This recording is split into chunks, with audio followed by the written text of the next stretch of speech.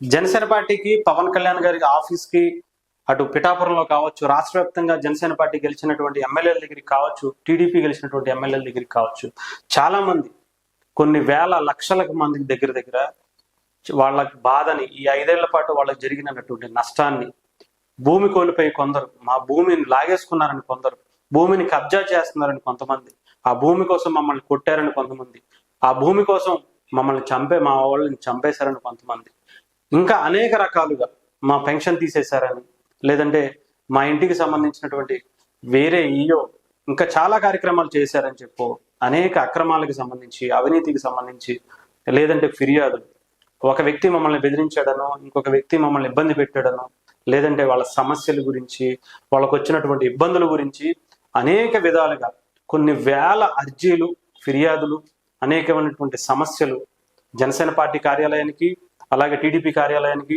పవన్ కళ్యాణ్ గారికి ఎక్కువగా వస్తున్నాయి. ఎందుకంటే పవన్ కళ్యాణ్ గారి గురించి తెలుసు, అధికారంలో లేకుండానే అనేకమైనటువంటి ముఖ్యంగా జనవాణి అనే కార్యక్రమాలకి శ్రీకారం చుట్టి ప్రజల సమస్యలు తెలుసుకుని అవి లేవనెత్తి చూపించి ప్రభుత్వాన్ని నిలదీసి ఆ సమస్యలు పరిష్కారం దశగా 2014 నుంచి మనం చూసుకుంటే అటు రాజధాని అమరావతికి సంబంధించి ల్యాండ్ పుల్లింగ్ లో ఇబ్బందులు, అవకతవకలు జరుగుతున్నాయి అని చెప్పి వాళ్ళని ఇబ్బంది పెడుతున్నారని అధికార పార్టీకి సపోర్ట్ చేసినా కూడా పవన్ కళ్యాణ్ గారు అక్కడికి వెళ్ళి వాళ్ళ వైపు నిలబడి అలా మీరు బలవంతంగా భూసేకరణ చెయ్యొద్దు అని చెప్పి అప్పటి టీడీపీ ప్రభుత్వానికి నారా చంద్రబాబు నాయుడు గారిని కోరటం కూడా చూసాం.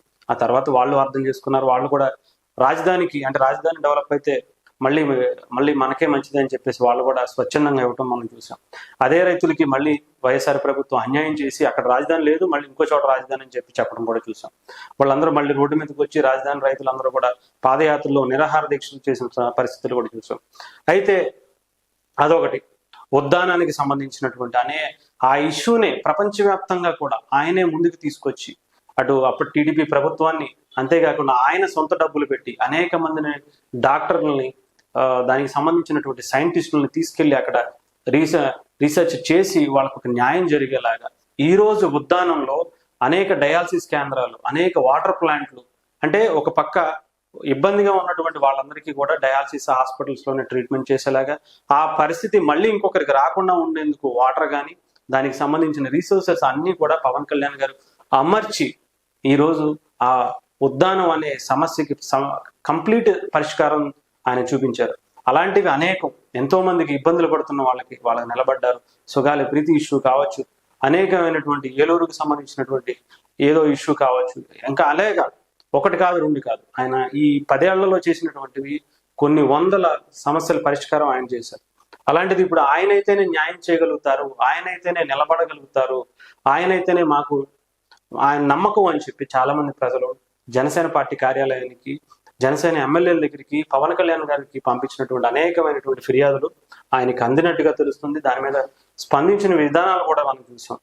విజయవాడ అటు ఎవరికో ఒక ఎస్ఐకి ఫోన్ చేసి ఒక మహిళ మిస్సింగ్ కేసు కావచ్చు, అనేకమైనటువంటి నిన్న ఒక తిరుపతికి సంబంధించిన ఇష్యూ కావచ్చు, పిఠాపురానికి సంబంధించిన ఒక వృద్ధురాలికి సంబంధించిన ల్యాండ్ ఇష్యూ కావచ్చు, ఇప్పుడు అంటే ఎక్కువ రావడంతో జనసేన ఎమ్మెల్యేలు, ఎంపీలు కూడా అందుబాటులో ఉండి వాళ్ళ సమస్యలకి పరిష్కారం దిశగా అధికారులను ఆదేశిస్తూ వాళ్ళకు ఒక భరోసా కల్పించాలి. ఇప్పటి వరకు అక్కడ ఉన్నటువంటి ఎంప్లాయీస్ ను ఇంకొకరిని పెట్టుకుని ఫిర్యాదులు తీసుకున్నారు. అలా కాకుండా ముఖ్యంగా ప్రజాప్రతినిధులుగా ఉన్నటువంటి జనసేన ఎమ్మెల్యేలు, ఎంపీలు లేదా జనసేన నాయకులు అక్కడ ఉండుంటే వాళ్ళకు ఒక భరోసా కల్పించినట్టు అవుతుందనే ఉద్దేశంతో వాళ్ళని అందుబాటులో ఉండాలని పవన్ కళ్యాణ్ గారు కోరారు. అందుకని ఆయన ఆదేశాల మేరకు ఒక షెడ్యూల్ ఏర్పరచుకుని 2 రోజుల పాటు కేంద్ర కార్యాలయం నుంచి ఉదయం నుంచి సాయంత్రం వరకు ఎవరెవరు 2 రోజులు అంటే ఒక్కొక్క ఎమ్మెల్యే కానీ, మినిస్టర్ కానీ, ఎంపీ కానీ 2 రోజుల పాటు ఆ కార్యాలయంలో, జనసేన పార్టీ కేంద్ర కార్యాలయంలో ఉండేలాగా షెడ్యూల్ చేశారు.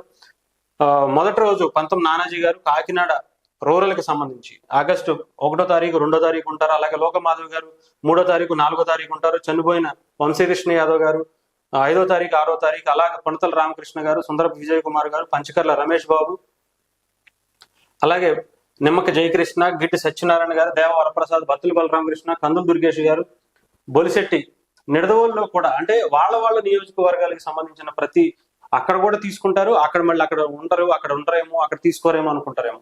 అక్కడ కార్యాలయాల్లో వాళ్ళు సపరేట్ గా వాళ్ళ స్టాఫ్ అంటుంది, ఎందుకంటే వాళ్ళ కాన్స్టిట్యున్సీ అక్కడే కాబట్టి వాళ్ళు ఎప్పుడైనా అక్కడ ఉండి తీసుకోవచ్చు. కానీ కేంద్ర కార్యాలయానికి వస్తున్నటువంటి అనేక మంది, కొన్ని వందల మంది రావడంతో వాళ్ళని ఇక్కడ నుంచోబెట్టడం జరిగింది. ముఖ్యంగా కందులు దుర్గేష్ గారు, మినిస్టర్ గారు కూడా, బొలిశెట్టి శ్రీనివాస్ గారు, బొమ్మిడి నాయకర్ గారు కావచ్చు, చిర్రి బాలరాజు కావచ్చు, పులపర్తి ఆంజనేయులు గారు కావచ్చు, పచ్చమట్ల ధర్మరాజు గారు, మండలి బుద్ధప్రసాద్, అరణ్య శ్రీనివాసులు, అరవ శ్రీధర్, తంగెళ్ళ ఉదయ్ శ్రీనివాస్ గారు ఎంపీ, వల్లమనేని బాలశౌరి గారు ఎంపీ, దాదాపు అంటే సెప్టెంబర్ 11వ తారీఖు వరకు కూడా షెడ్యూల్ ని ఆల్రెడీ రిజర్వ్ చేసి పెట్టారు.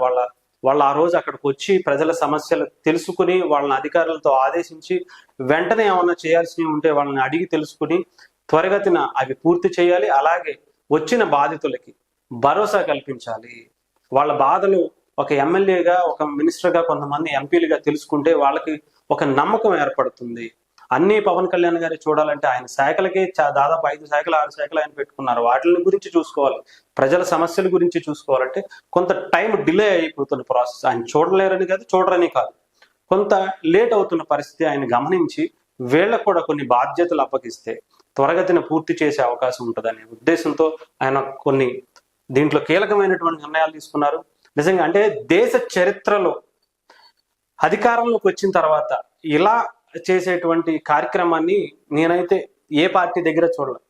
అధికారంలో రాకముందు అధికారం రావటం కోసం ఏదో ఒక విధంగా చేయొచ్చు, ఆ జనవాణి అనే కార్యక్రమాలు పెట్టో, లేదా రచ్చబండ కార్యక్రమాలు పెట్టో ప్రజల సమస్యలు తీసుకుని దాన్ని అధికార పార్టీ మీద ప్రశ్నించే అవకాశం ఉంటుంది. కానీ మొట్టమొదటిసారి అధికార పార్టీలో ఉండి ప్రజల సమస్యలు తెలుసుకుంటూ దాన్ని పరిష్కరించే దశగా, దాని మీద వివరాలు తెలుసుకొని ప్రజలకు భరోసా కల్పించే విధంగా చేసినటువంటి ఏకైక పార్టీ నిజంగా నాకు తెలిసి జనసేన పార్టీ మొదలు పెట్టింది అనిపిస్తుంది. అంటే టీడీపీ కూడా చేస్తుంది, చేయట్లేదు అంటలేదు. కానీ దీనికి ముందు నుంచి కూడా వాళ్ళ 2014 నుంచి ఈ రోజు వరకు కూడా కేవలం ప్రజా సమస్యల పట్ల వాళ్ళ నిలబడ్డ తీరు నిజంగా ప్రజల్ని ఎంతో చైతన్యవంతులు తెచ్చింది, ఒక నమ్మకం కుదిరించింది. ప్రత్యేకంగా నేను చూసినటువంటి అనేక కార్యక్రమాలు పవన్ కళ్యాణ్ గారికి ఆ సమస్య చెబితే చాలు, ఆయన దృష్టిలో పడితే చాలు, ఆయన నిలబడతారు, ఆయన మా సమస్య తీరుస్తారు అనే ప్రజల్లో నమ్మకాన్ని కలిగించినటువంటి వ్యక్తి, ఏకైక వ్యక్తి కేవలం పవన్ కళ్యాణ్ గారు మాత్రమే అనుకోవచ్చు.